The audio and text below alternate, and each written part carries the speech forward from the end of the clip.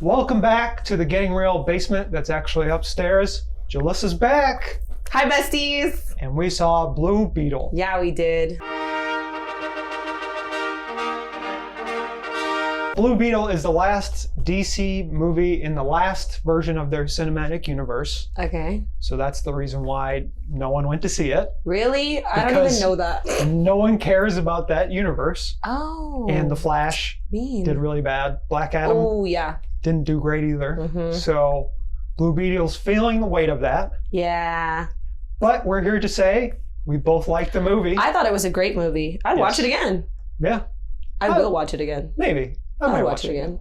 Like, I don't know if I'd go see it in the movies again, but I'll watch it again. I definitely watch some clips on YouTube when they release them.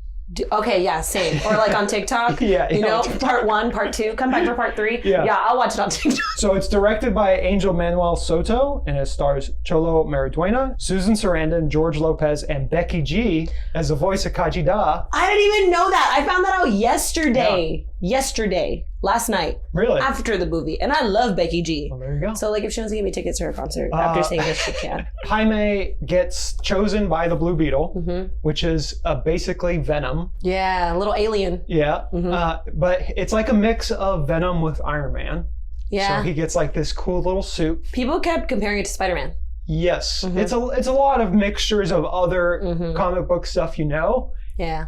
But that's not a bad thing. And basically, Susan Sarandon plays Miss Cord. I can't remember her first name. Victoria Cord, and she's just a bad. She's a bad guy. Typical CEO wants to take over the world. Yeah. She wants to create a police state full of these just robotic RoboCops. Yeah, like iRobot, but different. Yes. iRobot cops. Yeah. Evil lady. But using the powers of the Blue Beetle. Yeah, and she was trying to put them in all the little thingamajigs, right? Yeah. It is very much a love letter, if you will, to like Mexican culture. Yeah. And I was not prepared for how much of it. Me too. And it was really good to watch the family aspect, because sometimes with these superhero movies, they talk about family. Spider-Man's only the real one that has nailed family. So it's good to have another one where it's like family is the main aspect of the movie. Yeah, because you don't really see it. Like everybody's like, ooh, family, love conquers all. But in this, you actually see that play out. You don't just meet the family and they have tiny roles. Like they all play. So like the grandma, are you kidding me? She slayed. Literally slayed. Yeah. But I knew that it was going to be like a Mexican cast. Well, there's Brazilian cast and you know what I mean? A Hispanic cast, Latino cast. And George Lopez was in it, who I grew up watching. I love that king. But I was also not ready for how much it was. Like even the music. It was a lot of Mexican music, like Vicente Fernandez, even the little cartoon, like playing homage to like Mexican TV.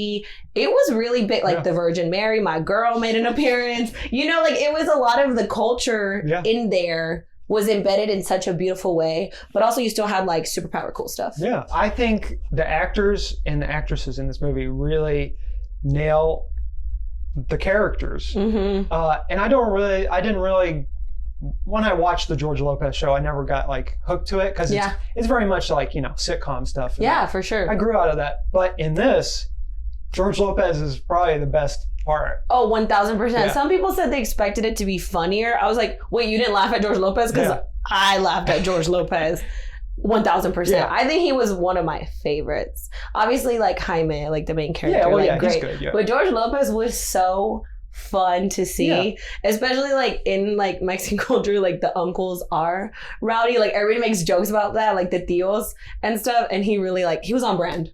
He was on brand. It's no different from other cultures. There's always a crazy uncle. Exactly. You're always going to have a crazy uncle. And so I think that's like a through line for every culture is like there's always that one crazy uncle talking about the government.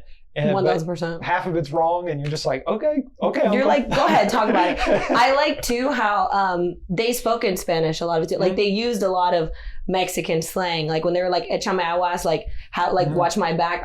When I heard it, I had to do a double take. I was like, did they just say "Échame aguas"? Like, are you kidding me? I only hear that said at home or something. I've never heard that like in a movie. And I like when movies do that where it's spoken in different languages but it doesn't give you subtitles. Yeah. But you already know kind of what they're saying. Yeah. Because they give you like hints and clues visually about what they're saying. Another thing I like, now this is in spoiler territory. Ooh. So obviously we talked about the grandma. I like that she was a revolutionary war fighter and she just like went AWOL at the end of the movie. Yeah. And it was very good because it's like, you know, that's part of the history of the culture down there is like they had to fight like conquistadors and their whole history is wrapped around fighting people trying to take over their land. 1000%. So I like that they put that in, but I also like how the bad guy sort of got his like Ratatouille moment. If you will. So. Yeah. No, I like that too. But the grandma was, and they did it so subtly because at first you just think she's just like this fun little lady, and then you start to like learn about her. She was personally my favorite. Her and George Lopez, obviously. But I'm sad that it's not doing that well. No, but James Gunn, the guy that's doing the new DC universe, he says Blue Beetle and the family is carrying over to the new universe. Oh. So Blue Beetle's coming. The whole family's coming. John Cena as Peacemaker. I don't know if you've seen that. No. You should definitely watch Peacemaker. Okay. You'll like it. Okay. It's very violent, but it's your kind of humor. Oh, okay. Love. Yeah. I have to watch it. And it's John Cena. Yeah, 1000%. 1000%. You know what though? I will say I was walking out and then I forgot all them little superhero movies. You have to wait. So spoiler. I was like, her dad is alive. Yeah.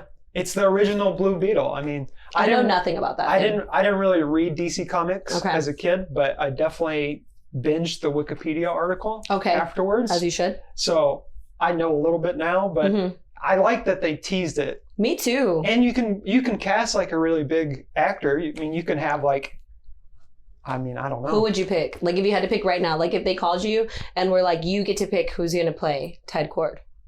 Who are you going to pick? Matt Damon. Yeah. I think he's old enough now to where he could play a dad to a 20-something. I think so too. Wow. Yeah. Should we call him?